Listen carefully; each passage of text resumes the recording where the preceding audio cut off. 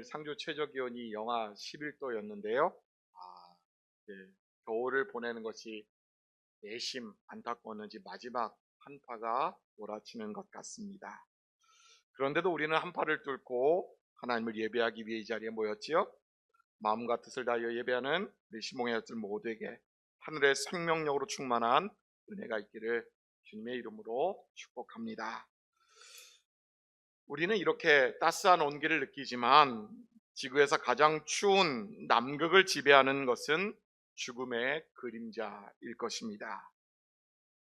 남극의 겨울은 영하 50도를 넘나드는 혹한의 시속 150에서 200km 가까운 칼바람 속에서 생명력이라는 단어가 마치 사치처럼 느껴지기만 합니다. 하지만 이러한 절망의 대륙에도 생명의 불꽃을 꺼뜨리지 않는 존재들이 분명 있습니다. 바로 남극의 황제 펭귄들인데요. 이들은 먹이도 없고 온기도 없는 그 차디찬 얼음 대륙 위에서 오로지 서로의 몸을 의지해서 겨울을 이겨낸다고 합니다.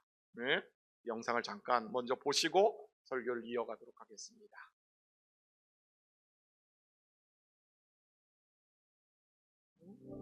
새끼를 위한 먹이를 찾아 먼 바다로 떠납니다. 수컷은 암컷이 돌아올 때까지 아무것도 먹지 않고 알을 지킵니다. 남극은 영하 50도 추위에 눈보라가 휘몰아치는 곳입니다. 펭귄이 이 혹독한 추위를 이기는 방법은 바로 허들링입니다. 수백 마리의 펭귄이 바짝 붙은 채 천천히 돌며 체온을 유지합니다.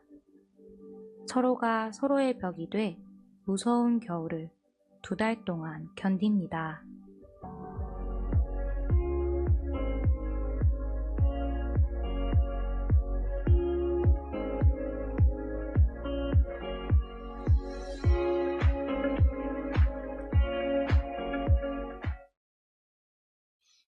저 펭귄들의 모습을 한번 지켜보시면 바깥에서 안쪽에 있는 펭귄들이 나와서 다시 바깥에 벽을 쌓고 또 냉랭해진 바깥쪽에 있던 펭귄들을 따스하게 보듬는 모습들을 지켜보게 되는데요. 그저 몸을 맞대는 것이 아니라 생존을 위한 연대요 또한 공동체적 결단이라 말씀드릴 수 있을 것 같은데요. 그래서 저렇게 하다 보니 저 펭귄 안쪽의 무리는 바깥에 비해서 한 50도에서 60도 정도 온도가 올라간다라고 학자들은 이야기합니다. 그런데 여러분, 인간의 삶 역시 이와 괴를 같이 한다라고 저는 생각합니다. 성경은 일찍이 혼자서는 감당할 수 없는 세상의 풍파를 경고하면서 세 겹줄은 쉽게 끊어지지 아니한다라고 우리에게 말씀한 바가 있습니다. 실제로 사단은 우는 사자처럼 공동체에서 벗어나서 홀로 있는 연약한 영혼들을 먼저 공격하기 십상입니다. 그래서 히브리서 기자는 다시 한번 이렇게 권면하지요. 너희가 서로 돌아보아 사랑과 선행을 격려하며 그날이 가까움을 볼수록 더욱 그리하라, 이렇게 권면하는 것을 보게 됩니다. 오늘 바깥의 찬바람, 이 한파 속에서도 우리가 온기를 나누는 영적인 연합, 영적인 허들링이 필요한 이유를 일깨워주고 있는 것이지요. 그런 의미에서 오늘 본문 속의 다윗은 그의 인생에서 가장 춥고 고단한 그리고 고독한 겨울을 보내고 있었습니다. 골리앗을 쓰러뜨린 민족의 영웅이었지만 어느 순간 장인 사울의 칼날을 피해서 도망하면서 목숨을 부지하고자 블레셋의 임금들 앞에 침을 흘리며 미친 척 하기까지 그가 이 쓰라린 마음을 안고 다다른 곳은 바로 거친 광야의 한복판 아둘람 동굴이었는데요. 이 아둘람이라고 하는 이름에는 피난처라는 뜻이 담겨 있지만 실상 그곳은 지금까지 그가 머물러 있었던 가장 화려한 왕궁과 먼 곳에 있고 사람들 가운데 있는 것이 아니라 가장 고독한 그 정점의 자리에 놓여져 있었습니다. 그런데요, 그의 인생에 반전이 일어나지요. 인생의 어둠 속에서 꽉 막힌 동굴 속에서 그가 영적으로 깨어나자 하나님은 그 차가운 동굴 속으로 사람들을 하나 둘씩 보내주셨습니다. 그리고 그 사람들과 더불어서 마치 저 펭귄처럼 영적 허들링을 하게 만드신 것이지요. 결국 세상의 한파에 상처 입고 얼어붙어 있던 400명이 이 아둘람에서 다윗과 온기를 나누며 저들은 훗날 이스라엘의 용사들로 거듭나게 된 것을 우리는 볼 수 있습니다. 하나님은 가장 깊은 고독, 그다음에 어려움의 자리, 그리고 매서운 추위가 오가는 그 자리를 가장 따뜻한 치유의 공동체로 빚어 가신 것을 볼 수 있는데요. 여러분, 오늘 본문 속 다윗과 그의 용사들처럼 거친 광야 한복판을 복음의 숲으로 바꾸어 가기 위해서는 우리가 어찌해야 될까요? 목회자로서 오늘 이제 새롭게 시작하는 갈렙학교와 2026년 목장 사역이 저는 바로 이러한 영적 허들링의 아름다운 현장이 되기를 간절히 소망해 봅니다. 말씀을 상고하면서 갈렙학교와 우리들 각자가 소속된 이 목장에서 서로의 마음을 내어놓고 함께 인생의 겨울을 건너는 거룩한 연합, 그리고 따스한 온기를 나눌 수 있는 우리 신봉의 모든 가족들 되시기를 주님의 이름으로 축복합니다. 그러면 우리의 거친 광야, 우리의 메마른 삶을 복음의 숲으로 바꾸어 가기 위해서 어찌해야 될까? 따라해 볼까요? 소망을 품어야 합니다. 소망을 품는다는 것은 내가 지금 놓인 그 자리가 절망의 현장이라는 것을 인식할 때에 소망을 품게 될 것입니다. 가장 먼저 필요한 것이 절망의 동굴에서도 소망을 품을 수 있어야 한다는 것이죠. 본문 1절 앞부분 우리 함께 읽습니다. 그러므로 다윗이 그곳을 떠나 아둘람 굴로 도망하매. 아멘. 오늘 본문을 시작하는 그러므로라고 하는 이 접속사 안에는 말하지 않아도 알겠지요? 다윗의 인생 서사가 응축되어 있습니다. 사울의 위협을 피해서 도착한 노업 땅에 자신을 도와주었다는 이유만으로 수십 명, 수백 명의 제사장들이 단번에 몰살당해버립니다. 다윗은 자책했을 겁니다. 또 이제 도망간 블레셋 땅에서 나 목숨 하나 살고자 미친 척하며 목숨을 구걸했던 그 수치심에 치를 떨었겠지. 이 모든 감정들이 그러므로라고 하는 이 단어 안에 응축되어 있습니다.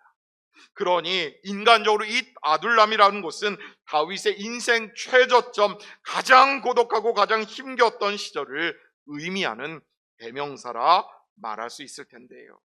하지만 성경은 이 아둘람을 인생 낙오자의 은신처로만 적고 있지 않습니다. 앞서 말씀드린 것처럼 아둘람이라는 단어에는 피난처라는 의미 외에 격리된 장소라는 의미도 있는데요. 이는 신학적으로 중요한 통찰을 오늘 우리들에게 던져주고 있습니다. 무엇인가요? 하나님은 때로 사랑하는 자기의 백성들을 세상의 소음과 세상의 화려함으로부터 강제로 격리시킬 때가 있다라는 사실일 것입니다. 왜 격리시킬까요? 왜 홀로 내버려 두는 것일까요? 사방으로 꽉 막힌 동굴 속에서 위로 열려있는 하늘을 바라보게 하기 위함이겠지요. 바로 어두운 동굴 한복판에서 비로소 하나님 은혜 구하는 법을 배우게 하기 위함이라는 것입니다. 실제로요, 이 다윗이 아둘람 굴에 머물렀을 때에 썼던 시편의 내용들이 그러한 내용들이 참으로 많습니다. 가장 대표적인 것이 시편 57편인데요. 그는 여기에서 이렇게 외치지요. 함께 우리 읽어볼까요? 시작. 하나님이여 내 마음이 확정되었고 내 마음이 확정되었사오니 내가 노래하고 내가 찬양하리이다.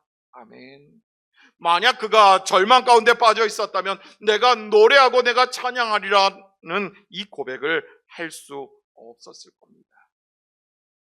비록 몸은 사울의 매서운 칼날을 피해서 동굴 깊숙한 곳에 은신하고 있었지만 그의 영혼은 이미 그곳을 벗어나 있었던 겁니다. 어둠을 뚫고 천국의 하나님 보좌 앞에서 그는 춤추며 노래하고 있었기에 내 마음이 확정되고 내 마음이 확정되었사오니 내가 노래하고 내가 찬양하리이다, 이렇게 결단하며 고백할 수 있었던 것이지. 그러니 여러분, 아둘람은 다윗에게 도피처가 아니라 자신을 단련하여 순금으로 만들어 가시는 하나님의 거룩한 용광로였던 것이지. 거친 광야 한복판에서 복음의 숲을 일고 가는 그 작은 영적인 모판이 바로 이곳에서부터 시작될 수 있었던 것입니다. 사랑하는 여러분, 우리도 때로 다윗처럼 사방으로 우겨쌈을 당한 듯 꽉 막힌 삶의 현장을 살아갈 때가 있습니다. 중요한 것은 변함없는 그 하나님께서 이 낙심과 절망의 현장을 소망의 자리로 바꾸어 가신다는 것이지.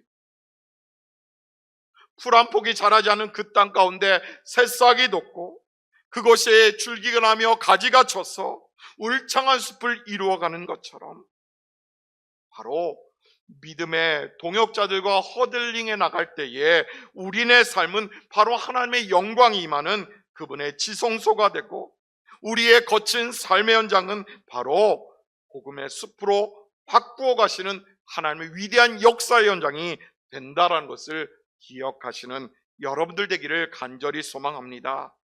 주님만이 나의 피난처 되십니다.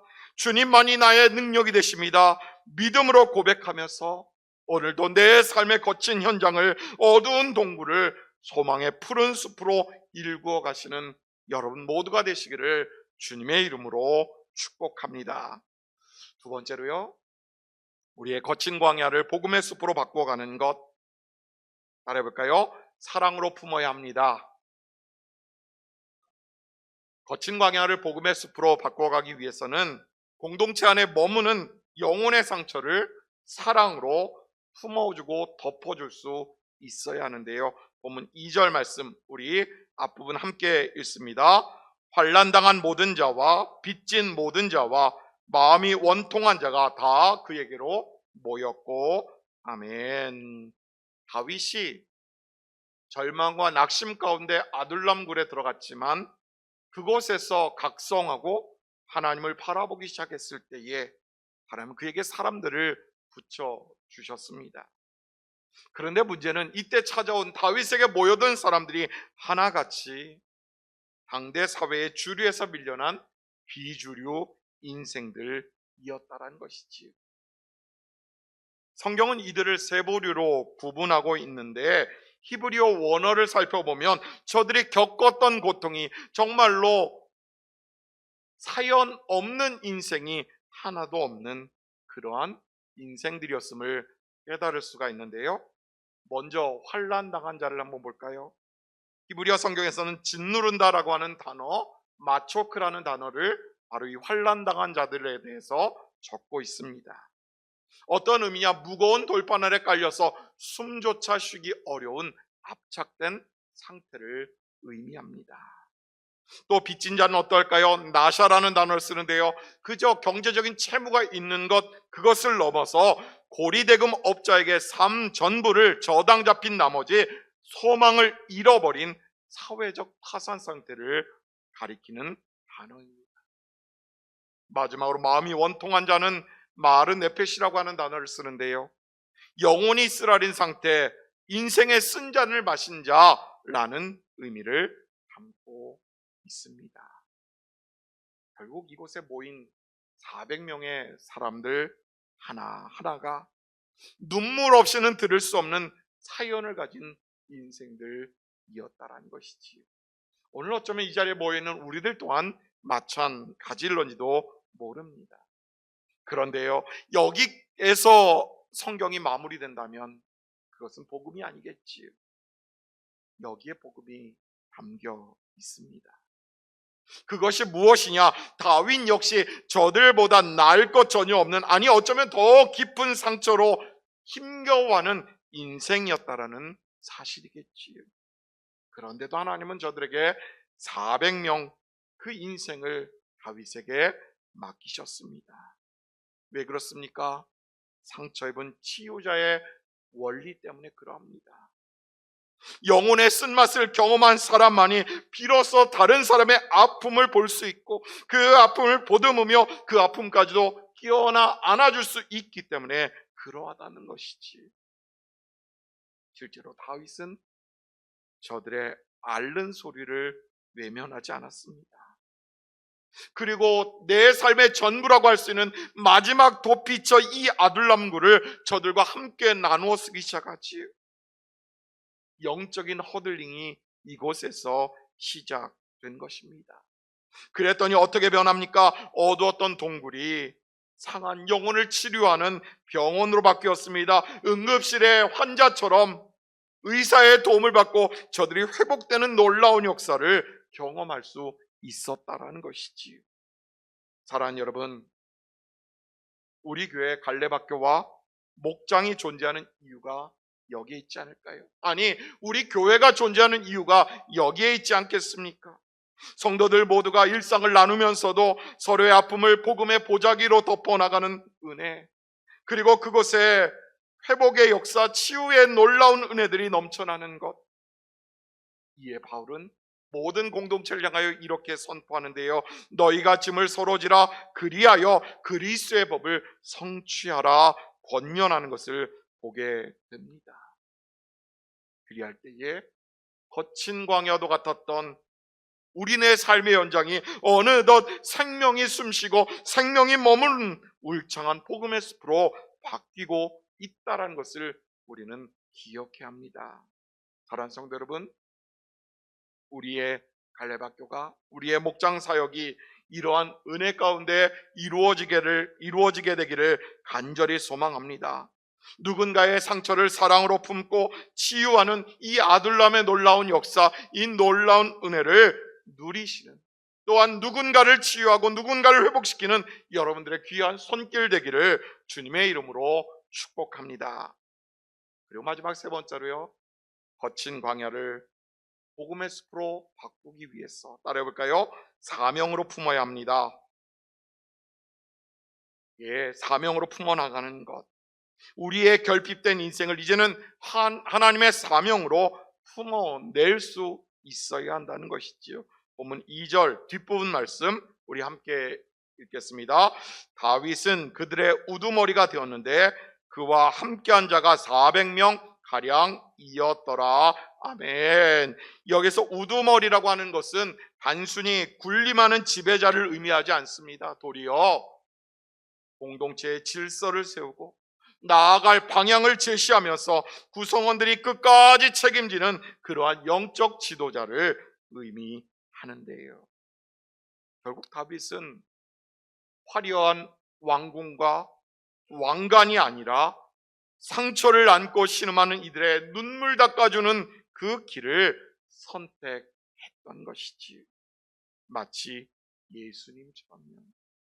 세상이 보기에는 저들 400명은 낙오자요, 당장 흩어져도 전혀 이상할 것이 없는 오합지졸들이었지만 저들을 하나님께서 묶어주셨고 다윗을 중심으로 아둘람에서 혹독한 겨울의 과정을 이들이 이겨내자 상상할 수 없는 놀라운 일들이 일어나게 됩니다.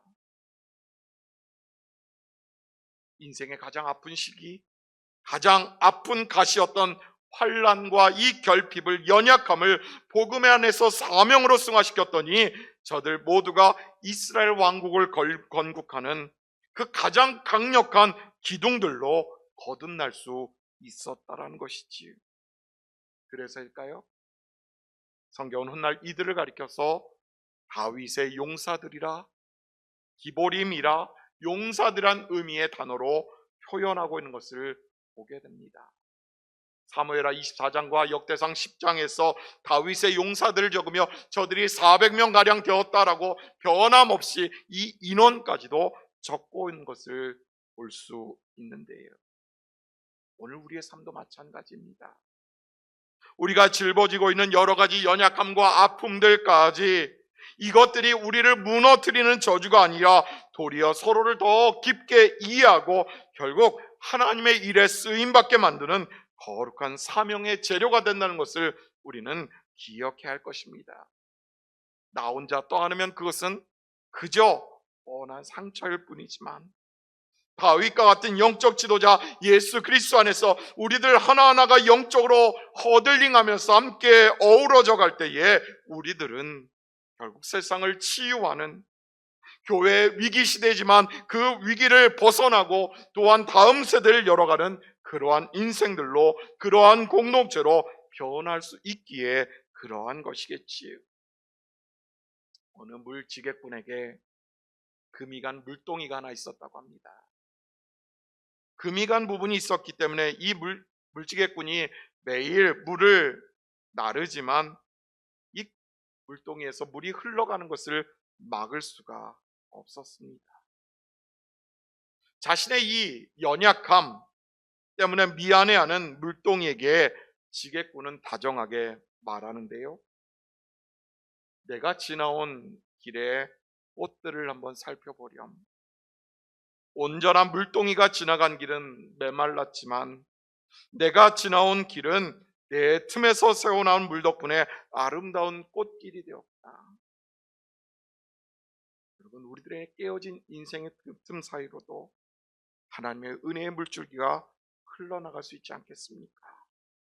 뿐만 아니라 바로 그 자리가 메마른 광야와 같은 누군가의 삶을 아름다운 꽃길로 복음의 숲으로 바꾸어 나가는 생명줄이 될 수 있지 않겠습니까? 저는 우리 교회의 갈래박교와 우리 교회 목장의 이 사역들이 바로 이러한 은혜의 물줄기로 변화되기를 간절히 소망합니다. 사랑하는 시몽의 가족 여러분, 우리가 받고 누리는 은혜를 거친 광야 속에 여전히 웅크리고 있는 이들에게 흘려보내야만 합니다. 이를 위해 우리는 절망의 그 현장 동굴에서도 소망을 품어야 되겠지. 마음의 원망과 상처들 있는 것을 사랑으로 보듬고 또한 품어낼 수 있어야 할 것입니다. 그리고 결핍의 인생, 부족한 부분들을 메우며 사명으로 감당할 수 있어야 하지 않겠습니까? 바라기는 목장 예배를 통해서 메마르고 거친 광야가 그러한 세상이 푸르게 적셔지는 울창한 숲과 같은 복음의 숲으로 거듭나게 되기를 간절히 소망합니다. 청년들의 소그룹이 그러야 될 것이고요.